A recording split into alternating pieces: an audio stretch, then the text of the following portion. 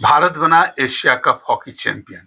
Team India को ढेर सारी बधाई के साथ हम शुरू करते हैं एशिया कप हॉकी प्रतियोगिता पर अपना विशेष कवरेज। मैं राजीव, नमस्कार। और मेरे साथ हैं हमेशा की तरह योगेश कुमार, पूर्व हॉकी खिलाड़ी, प्रशिक्षक और हॉकी के विशेषज्ञ। नमस्कार। तो कल फाइनल था कोरिया के साथ। कई लोगों को लगता था कि कोरिया भारत को चुनौती देगी, कोरिया की टीम, क्योंकि इससे पहले सुपर 4 में भारत और कोरिया का मैच 2-2 से बराबर रहा था। लेकिन कुछ और था, भारतीय खिलाड़ियों के मन में कुछ और था, भारतीय खिलाड़ियों की रणनीति कुछ और थी। खेल शुरू हुआ, घड़ी की सुई अभी 1 मिनट तक भी नहीं पहुंची होगी योगेश जी कि सुखजीत ने पहला गोल कर दिया।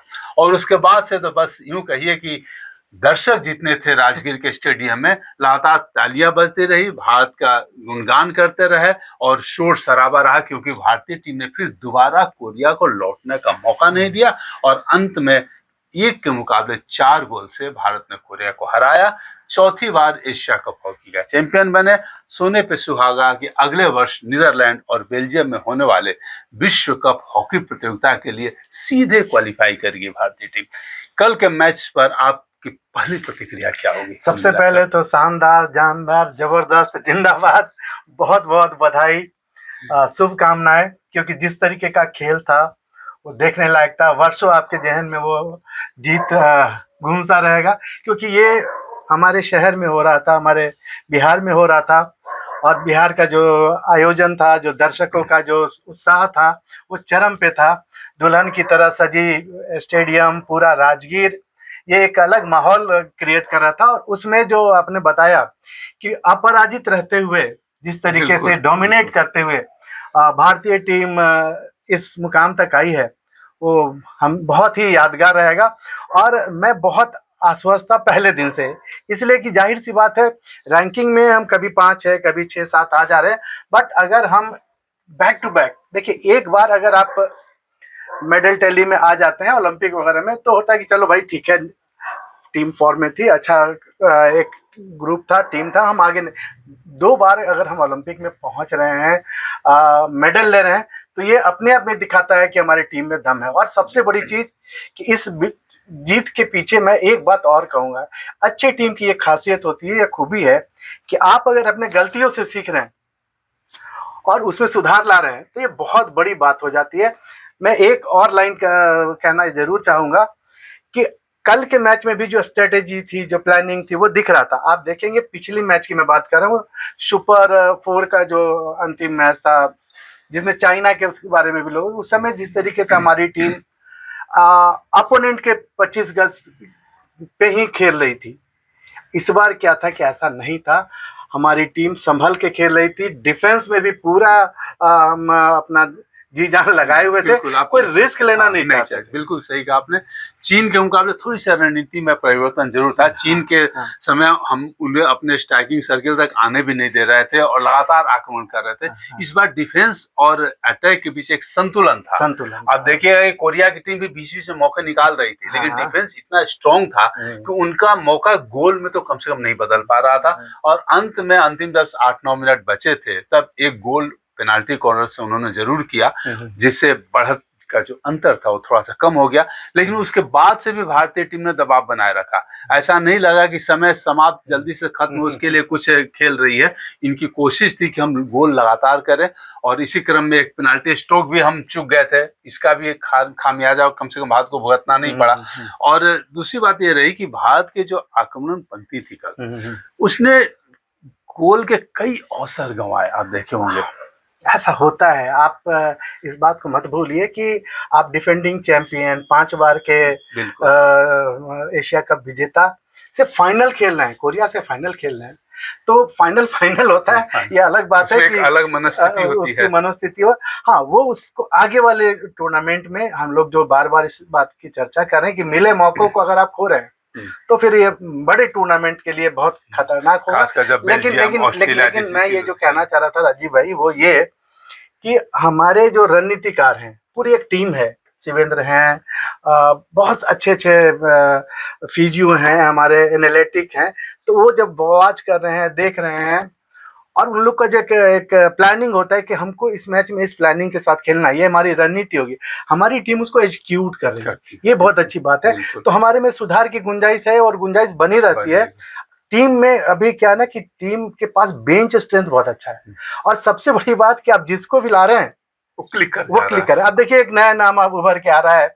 अभी तक हम लोग अपने इस पैनल डिस्कशन में इस बात की चर्चा नहीं की थे, राजेंद्र सिंह राजेंद्र सिंह के नाम आते राजेंद्र सिंह सीनियर जूनियर, अब उसी कड़ी में ये एक राजेंद्र और आया और वो भी बहुत आगे निकलेगा, बहुत अच्छा है। और इसके अलावा आप गोलकीपर का देखिए, उसमें जो रणनीति रही कि एक क्वार्टर पाठक और एक क्वार्टर सूरज करकेरा को खिलाना, वो भी सफल साबित ये बहुत दिन से चला रहा है। और इससे क्या होता है ना कि प्लेयर जो गोलकीपर है उनके ऊपर प्रेशर नहीं होता, आप गोल खाए आप और आप तुरंत निकाल दिया गया। तो ऐसा नहीं है कि भाई आप अगर इंडियन टीम में 140 करोड़ से चुन के आप वहां आ रहे हैं तो उनके अंदर कुछ तो है। ये अलग बात है कि कभी कभी हम लोग बोल देते हैं इस डिस्कशन में कि ऑफ फॉर्म थे, ये थे, उन्होंने ऐसी गलती की, ये एनालिटिक के व्यू से देखिए। बट 140 करोड़ से निकल के आप अंतिम 18 में जगह बना रहे हैं तो आपके अंदर कुछ न कुछ है। तो वो रोटेशन है, तो उसको पता है कि भैया हमको ये एक क्वार्टर पूरा अपना बेस्ट देना है और उसके बाद नेक्स्ट दूसरा आएगा। तो वो प्रेशर नहीं होता है कि यार उस पहले हम लोग के समय क्या होता था ना कि हम लोग के समय तो क्या था कि अगर आप बाहर चले गए तो बाहर चले गए, एक बार अगर आउट हो गए तो फिर दोबारा इन नहीं कर सकते। ये नियम में परिवर्तन हुआ, रोलिंग दबाव बनता था प्लेयर के ऊपर कि भाई हम गलती कर रहे हैं, हमको टीम से बाहर तो दोबारा हम आ नहीं पाएंगे। नियमों में परिवर्तन हुई, रोलिंग सब्स्टिट्यूशन आया, लेकिन फिर भी अगर आप अच्छा नहीं खेल रहे हैं और आपको अगर बाहर निकाल दिया जाता है तो आपके ऊपर एक एक्स्ट्रा दबाव पड़ता है। और एक और बात मैं बताऊं, बहुत इंटरेस्टिंग बात, हमारी बातचीत होते रहती है इंडियन टीम के मैनेजमेंट से, कोचेस से, तो उन लोगों ने एक और बात, बहुत अच्छी बात बताई जो मेरे को पता नहीं था। वो क्या है ना कि प्लेयर का जो सब्स्टिट्यूशन होता है ना, उनका टाइम फिक्स रहता है कि ये जाएगा ये आएगा। ऐसा नहीं कि वो थक गए, या एक दो जगह एक्सेप्शनल है। होता है क्या है कि जब आप गोल करते हैं ना, तो गोल करने के बाद आपका जो इमोशंस होता है उस समय वो टीम पे उसका इम्पैक्ट नहीं पड़े तो गोल करने वाले को रेस्ट दे दिया जाता है। बट वो जो वो बहुत कम दे, लेकिन वो रोटेशन का जो पॉलिसी है वो परफॉर्मेंस से उसका कोई संबंध नहीं है। वो तकनीक है, आगे रणनीति बहुत अच्छी और आगे और विकसित होगी। बिल्कुल। तो कल कुल मिला के यही कह सकते हैं कि भारत ने हर तरह से अच्छा खेला, पूरे टूर्नामेंट में अच्छा खेला। और अब ओलंपिक्स में देखिए हम कांस्य पदक विजेता है, एशियन चैंपियंस हॉकी कप हमने जीता है, एशियन गेम्स का स्वर्ण पदक हमारे नाम है। और अब एक बचा था एशिया कप हॉकी, जिसमें हमारा प्रदर्शन और इतिहास के दृष्टिकोण से देखे तो बहुत अच्छा नहीं रहा है। मात्र 3 बार से पहले हम जीते थे, कल चौथी बार जीते। तो एशिया के तो सारे जो टूर्नामेंट है उस पर हमारा कब्जा हो चुका है। अब आगे यहाँ से आप क्या देखते हैं? देखिए, यहाँ से मैं उसके पीछे थोड़ा पीछे आना चाहता हूँ, क्योंकि हमारे यहाँ एक प्रॉब्लम थी कि ग्रास रूट पे हॉकी खत्म हो गया था। मैं हॉकी इंडिया का बहुत बहुत आभारी हूँ कि उन्होंने एक नब्ज पकड़ी है इंडियन हॉकी की कमजोरी की, और ग्रास रूट लेवल पर जब प्लेयर आएंगे तो फिर आपके पास बल्क में प्लेयर आएगा, वहां पर आपको क्वांटिटी से क्वालिटी निकालने का मौका मिलेगा। तो ये एक अच्छी पहल है, और ये अगर इम्प्लीमेंट होते रहा तो हमारे यहाँ नए लोग आएंगे। और सबसे बड़ी बात, एक बात और राजीव भाई, ये जोड़ना बहुत जरूरी है कि पहले कुछ सेंटर हॉकी का हुआ करता था, पंजाब है, बाद में यूपी में रहा, एमपी में कुछ हॉकी का कल्चर रहा, बाद में उड़ीसा एक पावर की तरह उभरा, वहां लगातार टूर्नामेंट हुआ। तो उससे क्या था कि सीमित एरिया में झारखंड यही पे हॉकी ज्यादा था। अब बिहार जैसे राज्य जो जहाँ हॉकी बहुत पॉपुलर नहीं था, मुझे ये बोलने में बहुत झिझक नहीं है, और वहां पर अगर इतना बड़ा टूर्नामेंट हो रहा है, बैक टू पहले हम एशियन महिला विमेंस हॉकी हम किए, उसका सफल आयोजन किए।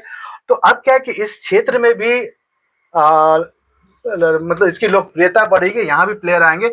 आपको क्या लग रहा है, वो जो दर्शक थे सिर्फ देख नहीं रहे थे, उसमें कुछ पेरेंट्स हैं, कुछ लोग को मोटिवेट होंगे और आगे आएंगे, कुछ में तो हॉकी के प्रति ललक पैदा होगी। और योगेश जी, कोई भी चर्चा हमारी अधूरी रहेगी अगर राजगीर में जो विश्व स्तरीय सुविधाएं दी गई, या जिस तरह से फ्लॉलेस ये टूर्नामेंट आयोजित किया गया, इसकी बड़ाई में हमको 2 चार शब्द न बोले। जो भी राजगीर गए होंगे, जिन्होंने भी टूर्नामेंट देखा होगा, उनके मुंह से हमने बस यही सुना कि वाह, सब कुछ शानदार रहा। मतलब प्रतियोगिता शानदार रही, व्यवस्था शानदार रही, और अंत में टीम का प्रदर्शन शानदार रहा। जाहिर सी बात है कि मैं इसमें एक नाम लेना चाहता हूँ, रविंद्र शंकरन, बिल्कुल बिहार में स्पोर्ट्स चल रहा था ऐसा नहीं था, लेकिन जो गति पकड़ी है और उन्होंने जिस तरीके से खेल विभाग का बजट बढ़ाया है, उन्होंने हमारे माननीय मुख्यमंत्री को ये कन्विंस किया कि स्पोर्ट्स के थ्रू भी बिहार स्पोर्ट्स में का स्कोप विकास है। हो सकता है, बिहार का विकास हो सकता है। और उसके बाद वो दिन रात करके जिस तरीके से केवल हॉकी नहीं, पहले इंफ्रास्ट्रक्चर पे काम हुआ, उसके बाद रग्बी से लेके बड़े बड़े एशियन और वर्ल्ड कप लेवल का टूर्नामेंट आयोजन हो रहा है, कॉन्क्लेव हो रहा है।